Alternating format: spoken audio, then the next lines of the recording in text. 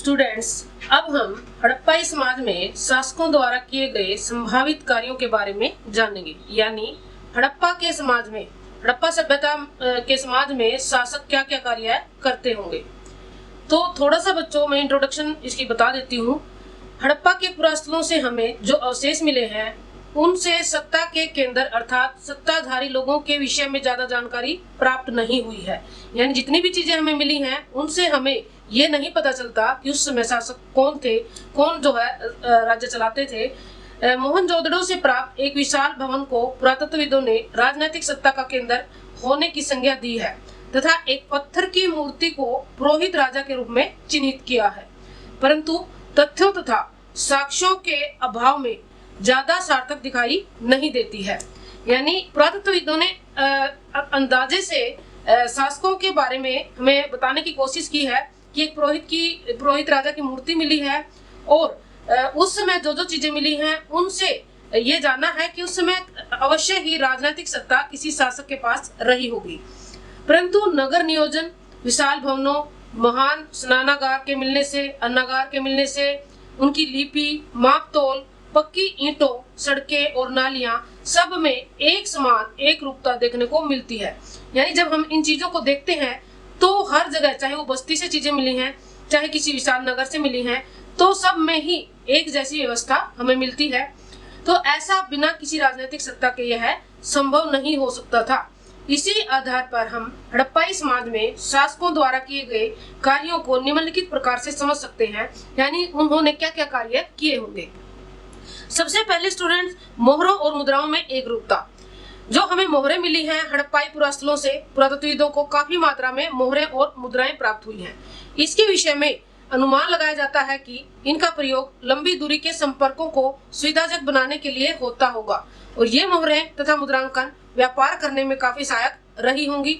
इसे अनुमान लगाया जा सकता है कि बिना किसी शासक के इनका प्रचलन सामान्य तथा सर्वव्यापक रूप से नहीं हो सकता था और इस तथ्य को देखते हुए यह कहा जा सकता है कि किसी व्यापारी शासक ने ही व्यापार की उन्नति के लिए इनका प्रचलन किया होगा। यानी कोई ना कोई शासक रहा होगा जिसने इनका प्रचलन किया होगा। अब दूसरा पॉइंट है स्टूडेंट्स, नगर नियोजन। यानी उस समय की जो नगर हमें मिले हैं स्टूडेंट्स, हड़प्पा कालीन पुरास्थलों से जितने भी नगर मिले हैं उनका नियोजन, उनकी प्लानिंग, उनकी जल निकासी व्यवस्था, विशाल स्नानागार, अन्नागार, बंदरगाह आदि के जो भी अवशेष मिले हैं उनसे ये अनुमान लगाया जा सकता है कि इस सभ्यता में कोई न कोई राजनीतिक सत्ता जरूर रही होगी जिसने अपने आप को भवन निर्माता, शासक के रूप में प्रस्तुत करने के लिए इनका निर्माण करवाया होगा। यानी जो नगर हमें मिलते हैं वो बहुत ही प्लानिंग से, वहां पर जो मिले हैं वो बहुत ही प्लानिंग से बनाए गए हैं और जल निकासी प्रणाली तो वहाँ की बिल्कुल ही शानदार है। और जो विशाल स्नानागार मिले हैं उनको देखते हुए ऐसा लगता है कि अवश्य ही किसी शासक द्वारा ये कार्य करवाया गया होगा।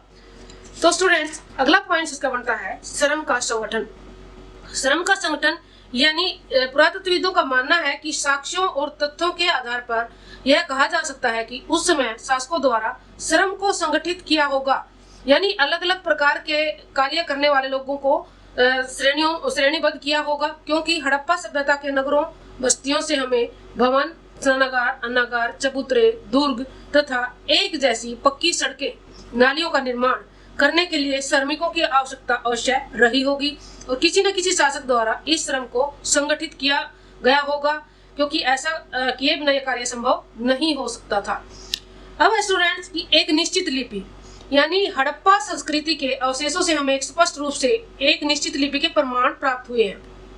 बेशक एक चित्रात्मक लिपि को अब तक पढ़ा नहीं जा सका, परंतु हो सकता है अधिकतर जनता अनपढ़ होने की वजह से शासकों ने अपनी बात चित्रों के माध्यम से अपनी जनता के सामने रखी हो, जो सभी पुरावस्तुओं पर लगभग एक जैसी, यानी जो लिपि है वो भी लगभग एक जैसी है। ये किसी एक शासक ने ही शुरू की होगी।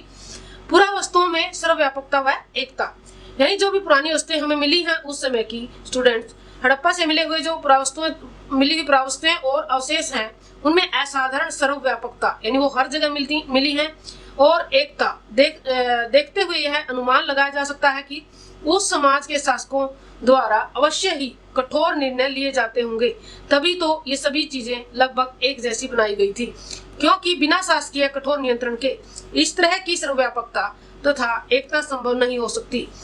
मोहरों, ईंटों, अन्नागारों, दुर्गों, बाटों, लिपि, मनकों के केंद्र भवनों व नालियों के निर्माण की योजना आदि इसी बात के उदाहरण है। अब है स्टूडेंट्स व्यापार संबंधी विकसित व्यवस्था एवं सफल संचालन करना। उस समय का व्यापार बच्चों बहुत ही सफल था, क्योंकि जो भी वहां से चीजें मिली हैं उनसे लगता है कि ये एक व्यापारिक सभ्यता थी। सफल व्यापार संचालन के लिए शुद्ध माप तोल प्रणाली जो कि बहुत ही आवश्यक होती है, अन्नागारों का निर्माण जहाँ पे अतिरिक्त अनाज को रखा जाता था, सिक्कों का प्रचलन लेन देन के लिए, मुहरों बंदरगाहों का निर्माण ताकि दूसरे देशों के साथ व्यापार किया जा सके, सिंचाई साधनों की व्यवस्था ताकि कृषि को अच्छा बनाया जा सके, बैलगाड़ियों, नावों, जहाजों का निर्माण, सड़कों की व्यवस्था करना, दूसरे देशों के साथ व्यापारिक संबंध, कच्चे माल का आयात व निर्यात आदि का होना अति आवश्यक था। यानी एक व्यापार अगर हम दूसरे देशों के साथ करते हैं तो अच्छा व्यापार चलाने के लिए हमें इन चीजों की आवश्यकता होती है, और ऐसा संभवतः हड़प्पा शासकों ने कर दिखाया, क्योंकि हड़प्पाई शासकों द्वारा किए जाने वाले संभावित कार्यों में सबसे महत्वपूर्ण कार्य था व्यापार का सफल संचालन करना। अब है स्टूडेंट्स धार्मिक आस्थाओं तथा मान्यताओं के प्रमाण। उस समय से मिली हुई चीजों में विशाल स्नानागार, विशाल भवन, मातृदेवी की मूर्ति, पुरोहित राजा की मूर्ति, मोहरों पर कुबड़ वाले सांड के चित्र, पीपल की पूजा तथा आरंभिक शिव के चित्रण हड़प्पाई लोगों की धार्मिक आस्थाओं तथा मान्यताओं के विषय में कुछ अप्रत्यक्ष प्रमाण प्राप्त हुए हैं। और इन सब चीजों को देखते हुए इन सब से अनुमान लगाया जा सकता है कि हड़प्पाई शासकों ने धार्मिक आस्था तथा मान्यताओं में काफी रुचि दिखाई थी, और इसीलिए पुरातत्वविदों द्वारा हड़प्पा के शासकों को पुरोहित राजा की संज्ञा भी दी गई है। अब है स्टूडेंट्स विनिमय का सूक्ष्म प्रणाली द्वारा नियंत्रण। विनिमय यानी लेन देन। जब हम व्यापार करते हैं तो उसमें लेन देन जैसे वस्तु विनिमय होता है या मुद्रा विनिमय होता है, तो उस समय जो विनिमय प्रणाली थी वो बहुत ही नियंत्रित तरीके से उन्होंने लागू की हुई थी। हड़प्पाई विनिमय यानी लेन देन बाटों की एक सूक्ष्म प्रणाली द्वारा नियंत्रित था। ये बाट आमतौर पर चर्ट नामक पत्थर के बने होते थे और इनका अनुपात क्रमशः 1, 2, 4, 8, 16, 32, 64 का था। इनके ऊपर मानदंड दशमलव प्रणाली का अनुसरण करते थे तथा आमतौर पर ये किसी भी तरह के निशान से रहित घनाकार होते थे। हड़प्पा समाज की यह शुद्ध माप तोल प्रणाली का तथा इसकी सर्वव्यापकता और एकता यह संकेत करती है कि उस समय के शासक ने इसकी ओर विशेष ध्यान दिया था। कुछ पुरातत्वविद तो ये कहते हैं कि हड़प्पाई शासक जो है व्यापारिक शासक थे, यानी उन्होंने व्यापार की ओर इतना ध्यान दिया था, उसके लिए एक ऐसी सूक्ष्म प्रणाली नियंत्रित की थी बाटों की जिसमें कोई भी हेरफेर नहीं कर सकता था। अब है स्टूडेंट्स व्यापारिक संपर्क स्थापित करना। हड़प्पा सभ्यता का अन्य समकालीन सभ्यताओं से यानी उसके समय की जो सभ्यताएं थी उनके साथ व्यापारिक संपर्क स्थापित था। उदाहरण के तौर पर हड़प्पा की वस्तुएं मेसोपोटामिया में और सभ्यता से मिली हैं, और मेसोपोटामिया की जो वस्तुएं हैं वो हड़प्पा सभ्यता से मिली है। तो इसके अतिरिक्त बहुत सी वस्तुएं बाहर से मंगवाई जाती थी। इसलिए यह कहा जा सकता है कि हड़प्पाई शासकों ने विदेशी या दूरस्थ व्यापार की ओर भी विशेष ध्यान दिया था, यानी दूसरे देशों के साथ भी व्यापार उनका चलता था। अब है स्टूडेंट्स शिल्प पुरास्थलों की अत्यधिक मात्रा, यानी हड़प्पा सभ्यता में शिल्प पुरास्थलों की भरमार इस बात की ओर संकेत करती है कि हड़प्पाई शासकों ने कृषि तथा व्यापार के साथ शिल्प उत्पादन पर भी काफी ध्यान दिया था। इसमें हमें शिल्प उत्पादन के जो केंद्र हैं उसमें सबसे पहले है चनगुदड़ो, नागेश्वर, लोथल तथा बालाकोट। ये पूरी तरह से शिल्प उत्पादन के ही केंद्र रहे थे। बिना शासक के सहयोग के ये नगर या बस्तियां शिल्प उत्पादन का केंद्र बिंदु नहीं बन सकती थी।